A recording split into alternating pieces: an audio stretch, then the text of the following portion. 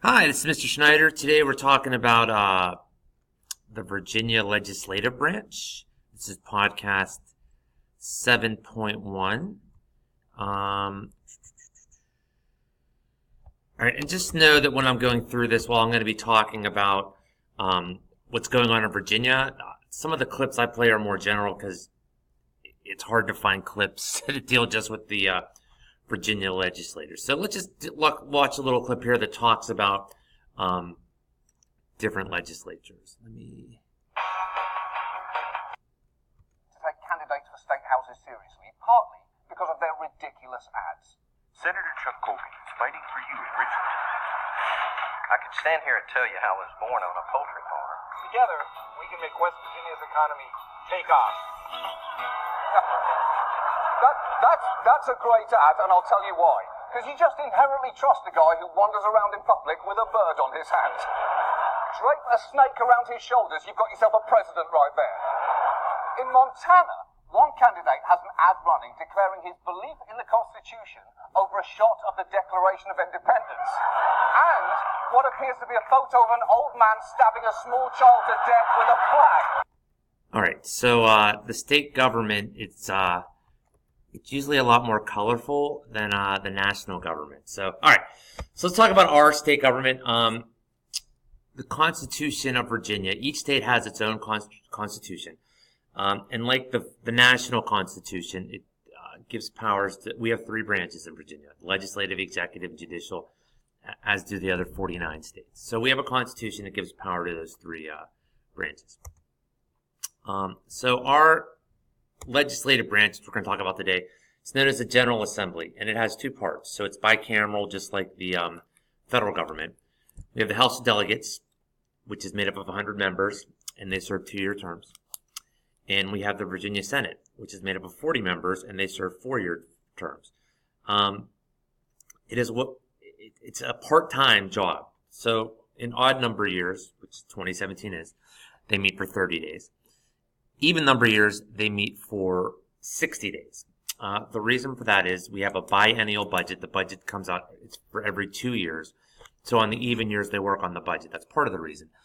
The reason the terms are so short is that our legislators are what is known as citizen legislators. They're supposed to be out with the people they represent. They're not supposed to be spending all their time in Richmond.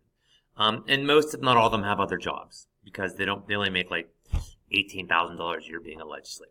So, there are other states where the legislators work full times, whether they work part times. In Virginia, just know they're part time and it's bicameral, 2 houses. All right. So the primary responsibilities, let's look at national and state government. You know, national, foreign policy, commerce, common defense. Our state government does things like promotes public health, protect your safety, education, and just your general welfare. So it's almost like they do a lot of the smaller jobs that it would take the national government too much time to do. The lawmaking process in Virginia is very similar to the lawmaking process nationally. The only major difference is that if the bill is signed, it goes to the governor and not the president. And we'll look in the next podcast. We talk about the executive branch, what exactly the powers of the governor are. Let's watch this again. So this is a short clip. It doesn't necessarily pertain to Virginia, but it does look at the lawmaking process a little bit at the state level. A Florida lawmaker is pushing forward tonight with his plan to repeal a ban on dwarf tossing. I've spoken to doctors and lawyers and CFOs that are little people. They can make their own decision, and this state said, no, you can't. We'll make it for you. Okay. All right, so there's an example of one of the bills that a state legislator is working on. Okay. So proposed legislation in Virginia, where does it come from? Elected officials in our General Assembly, they write laws, take action in response to problems or issues. And then individuals and interest groups also help shape legislation. So you as an individual can help shape legislation. You can contact your representatives tell them that you think there's a problem or that you need a bill needs to be made. Maybe they listen to you. If you have a bunch of people behind you, they're more than likely to listen to you. So what are the primary jobs of the legislative branch at the state level? Education. We have a Virginia Department of Education, but they make laws, basically minimum standard for local schools. This legislator affected you a couple years ago when they cut the number of SOLs students take in 4th to 8th grade. I believe it used to be over 30, and now it's down to like 17. There used to be a 7th grade history SOL, and now there is not. So yeah, they cut down the number of SOLs. They want to protect the health of their citizens. They want to protect the environment. Example would be water quality in Chesapeake Bay. We have a state budget that's proposed by the governor and then approved by the legislator.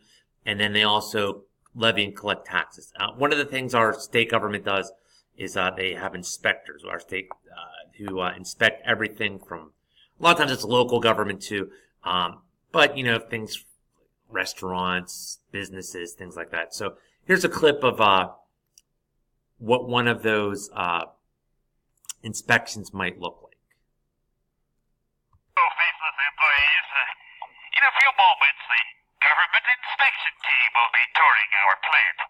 So look busy and keep your mouths shut. That is all. Very stirring, sir. Uh-oh. Here they come. Hold me, Smithers. Okay, man. Geiger counter's on. I suppose that's normal background radiation, the kind you'd find in any well-maintained nuclear facility, or for that matter, playgrounds, hospitals. Sorry. Gum used to seal crack in cooling tower. I'm as shocked as you are. Plutonium rod used as paperweight. No, now that shouldn't be. Yeah, well, that's always been like that. Just resting my eyes. Well done. A rested employee is a vigilant employee. Monitoring station unmanned. Look here, Inspector. Can I speak to you privately in my office? Mr. Burns, in 20 years, I have never seen such shoddy, deplorable... Oh, look. Some careless person has left thousands and thousands of dollars just lying here on my coffee table. Smithers, why don't we leave the room and hopefully when we return, the pile of money will be gone. Look, Smithers, the money and a very stupid man are still here. Burns, if I didn't know better, I'd think you were trying to bribe me. Is there some confusion about this? Take it, you poor slow. Mr. Burns, I'm going to overlook this felony.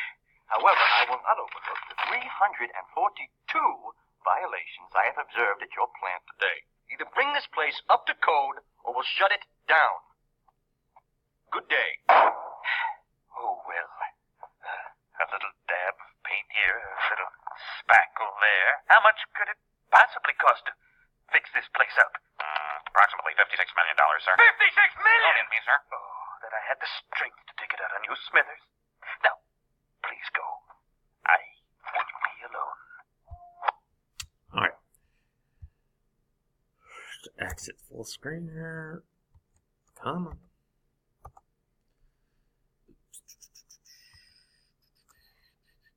All right. And then... Oh, that's the last line. All right, so that's podcast 7.1, state government legislative. I hope you enjoyed it, and I'll see you in class.